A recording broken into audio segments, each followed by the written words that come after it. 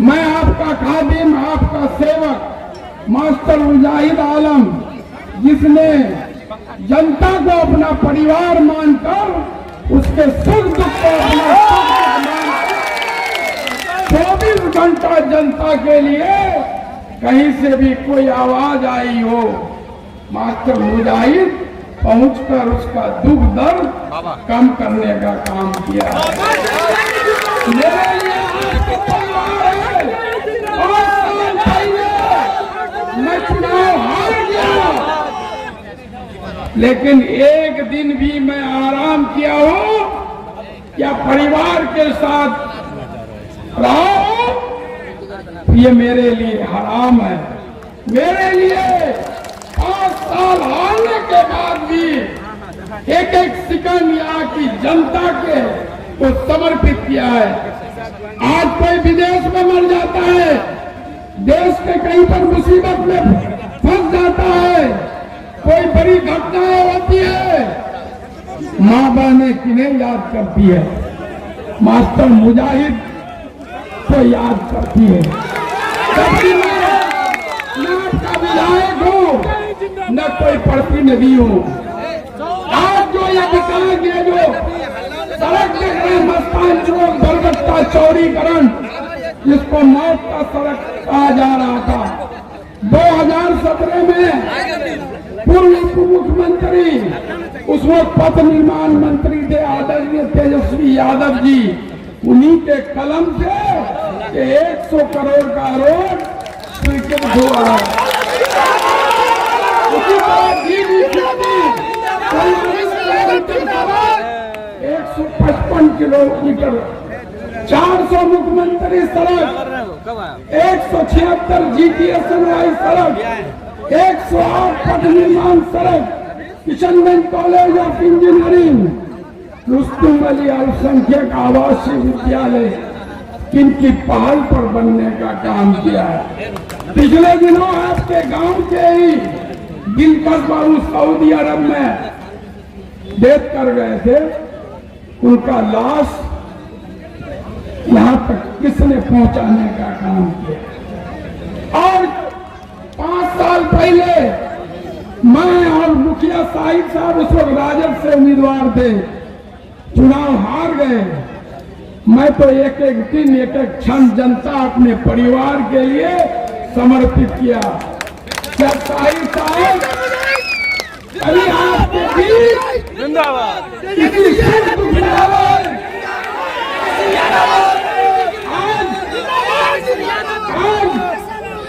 अपने बेटे को आगे करके पतंग छाप लेकर के घूम रहे हैं, तो आपको सोचना है, समझना है।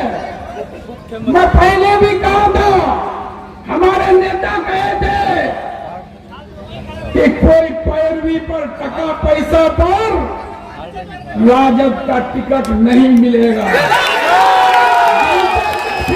जो आवाज आएगी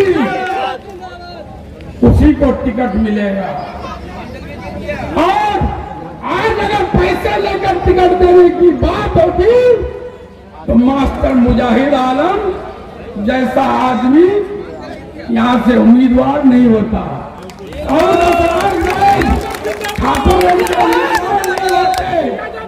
हाजी सलाम साहब वैसी से उम्मीदवार नहीं होते। जो लोग टिकट बेचने का आरोप लगा रहे थे, बड़े भाई सादिक समदानी 11 साल तक इस पार्टी के लिए खून पसीना पैसा बहाया और उनका टिकट भी किया।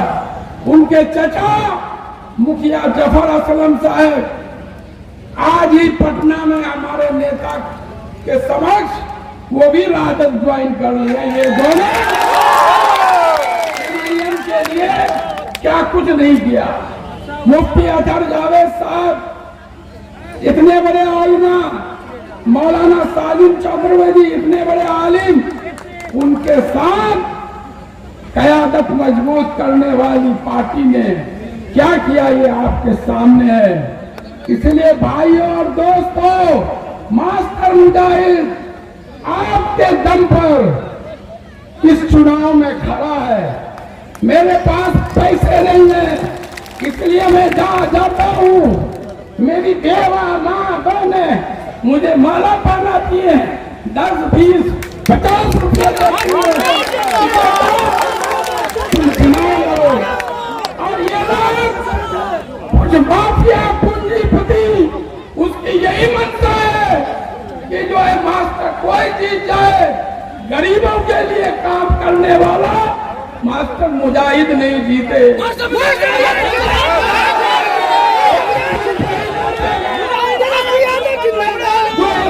जो जमानत जब्त करने की बात कर रहे थे, आज वो खुद MIM की गोद में बैठ गए। कल तक ये उसको गाली दे रहे थे, वो उसको गाली दे रहे थे। रात भर में क्या हुआ, कौन सा खेला हुआ कि आज दोनों गले मिल गए कि कोई जीता है, भाजपा जीत जाए लेकिन मास्टर मुजाहिद नहीं जाने। मुजाहिद आलम आगे बढ़ो। ने संकल्प लिया है कि 20 साल की ये खटारा सरकार को बदलना है। क्या आप लोग चाहते हैं कि ये सरकार बदले?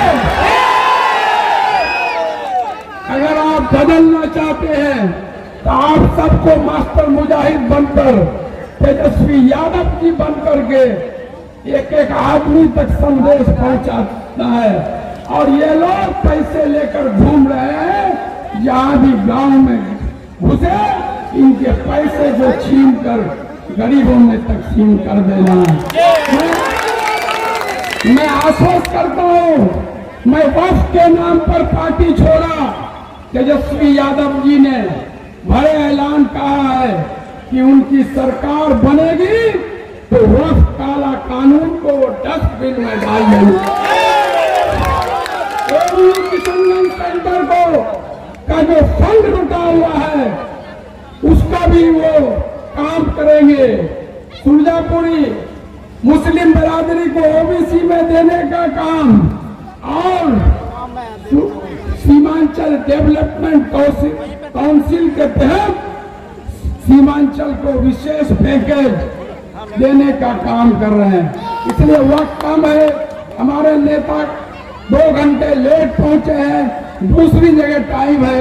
मैं फिर से आप सभी लोगों को हाथ जोड़ के जो अपील करता हूं, गुजारिश करता हूं कि आप सभी लोग मास्टर मुजाहिद बनकर, आदरणीय तेजस्वी यादव जी बनकर 11 नवंबर को जो बिहार का तस्वीर और तकदीर बदलने वाला है, तो कोचाधामन विधानसभा से महागठबंधन के उम्मीदवार मास्टर मुजाहिद, जिनका चुनाव चिन्ह है लालटेन छाप, जो संख्या 2 पर है। इसलिए मैं रुखसत होता हूँ।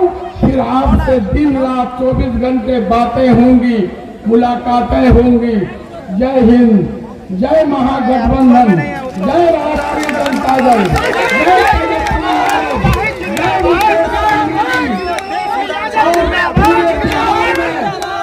तेजस्वी यादव जी के रहा ये मुख्यमंत्री बन रहे हैं और हमारे मुकेश सहनी जी उप मुख्यमंत्री बनेंगे और कोई अल्पसंख्यक भाई भी उप मुख्यमंत्री बनेंगे।